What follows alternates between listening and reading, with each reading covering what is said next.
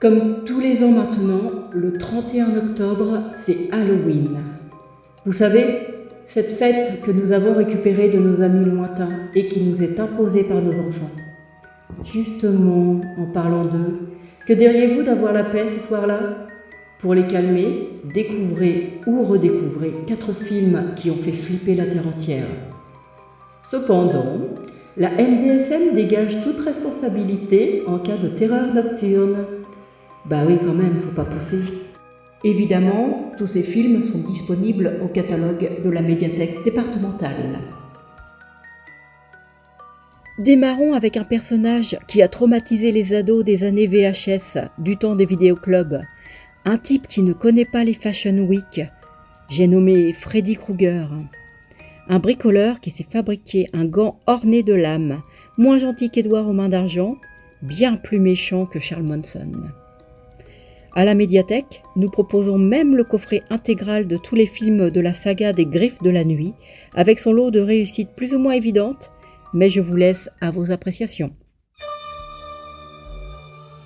The kids of Elm Street don't know it yet, but something is coming to get them. L'histoire est terrifiante à souhait, car ce personnage vient vous zigouiller dans vos pires cauchemars. Impossible donc de lui échapper, à moins de se priver de sommeil. Évidemment, je doute que vous puissiez fermer l'œil après avoir vu ce film. Whatever you do, don't fall asleep. Le deuxième film de cette sélection est un énorme classique du cinéma d'horreur. Je parle de Shining. Tiré du roman éponyme de Stephen King, l'histoire nous emmène dans les couloirs hantés d'un hôtel perdu au milieu des montagnes du Colorado.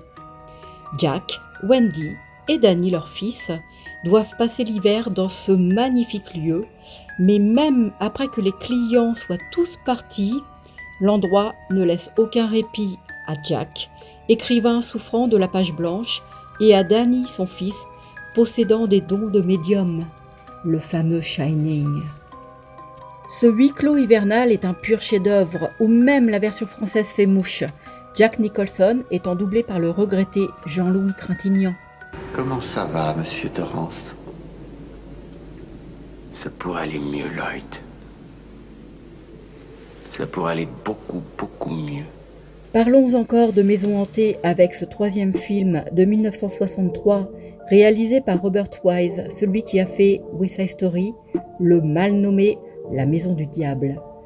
Là, pas de couteau, pas de sang qui dégouline d'un ascenseur, mais une ambiance pesante à souhait où les personnages vont être confrontés à l'inconnu.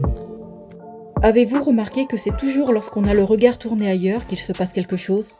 La peur vient de l'invisible, des bruits de portes qui claquent, ou du souffle inquiétant de la maison elle-même. Ou est-ce simplement un courant d'air ?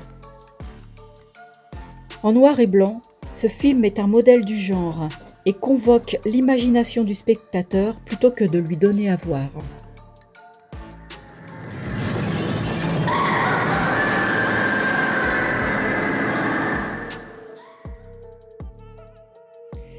Enfin, j'aimerais terminer cette sélection par ce film de 2012, tellement réussi. Je parle de Sinister, réalisé par Scott Derrickson. Ici, l'horreur et l'abomination sont suggérées, mais le malaise est bien présent. En se gardant bien de le dire, Ellison, auteur de romans policiers, s'installe avec femme et enfants dans une maison où ont eu lieu des massacres de familles entières. À chaque fois, un enfant de ces familles assassinées disparaît. Avouez que l'idée de s'installer dans cette maison n'est pas celle du siècle, mais la curiosité de Ellison est plus forte. Sweetheart, what are you doing? Painting. I wanted to paint her picture. Who are you talking about? Stephanie. She used to live here. L'écrivain arrivera-t-il à résoudre cette énigme ? Qui est ce mystérieux rôdeur qui semble l'observer à chaque minute ? Bref, comment cela va-t-il se terminer ? Plongez dans ce film étrange, magnifiquement servi par une bande originale particulièrement efficace, et je vous le promets, vous ne regarderez plus vos enfants de la même manière. Très bonne Halloween à tous, ou pour les plus traditionnels, une joyeuse Toussaint.